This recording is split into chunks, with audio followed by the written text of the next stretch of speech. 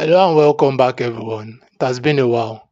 I'll be talking about Sorry, or A Wife from the Future, a 2025 Indonesian film which was adapted from the 2017 series by the same name and director Yandi Lawrence.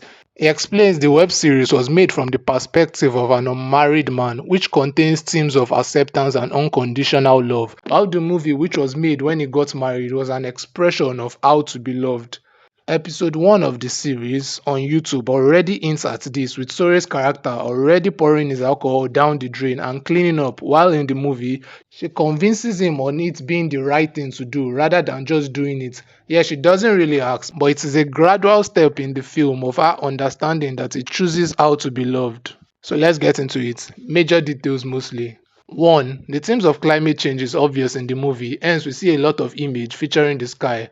After Jonathan comes back from the attic, the night before Sore appears features two quick imagery, one of a lonely tree and cloudy skies, possibly featuring his state of mind and how he feels. Then the next one of the sunrise, indicating a positive change in his life.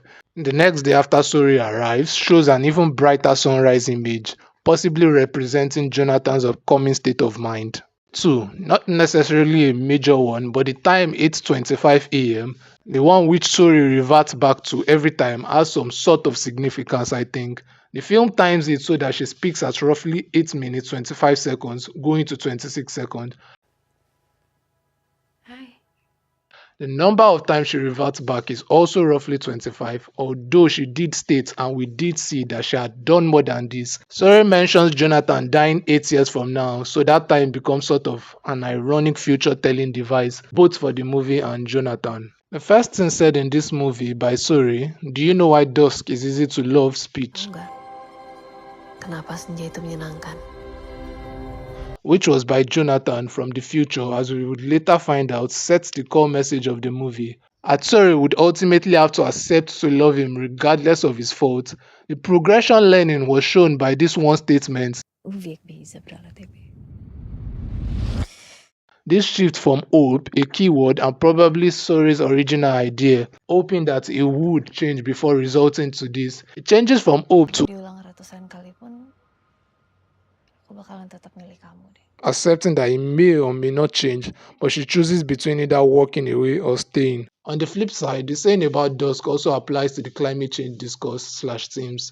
When Jonathan explains that the true way forward is not by clamoring for change with fear, but by love, with his art exhibition at the end of the film. Now we get to the sci-fi part of the movie. How did it happen or what really happened? The movie tells us in the third act about the gigantic solar flares affecting the Earth's poles. We should also take note that it was preceded by the title Waktu, an Indonesian word which translates to timing or passage of time.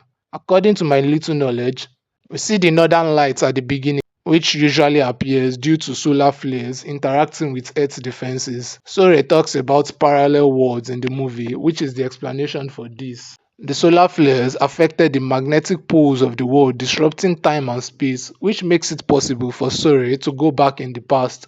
We do get this imagery towards the end that looks superimposed through what looks like eye holes from the room both Jonathan and Sori stayed in. It's kind of looked like two worlds merging. Also, we later saw where the water drops at the beginning were from. Sori in the future captured under the red northern light to inform us of when it happened. A continuation of 4. Sori in the third act tries and tries again to get Jonathan to see his father, but his father is used as a human representation of solar flares, as you see it catch up to them quicker every time they try.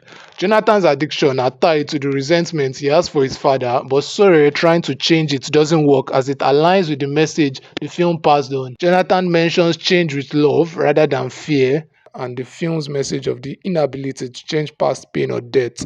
So this repetition only stops when Suri accepts that change must come from within, which is when Jonathan forgives his dad and meets Suri, where two worlds come together, this time with all the memories coming back.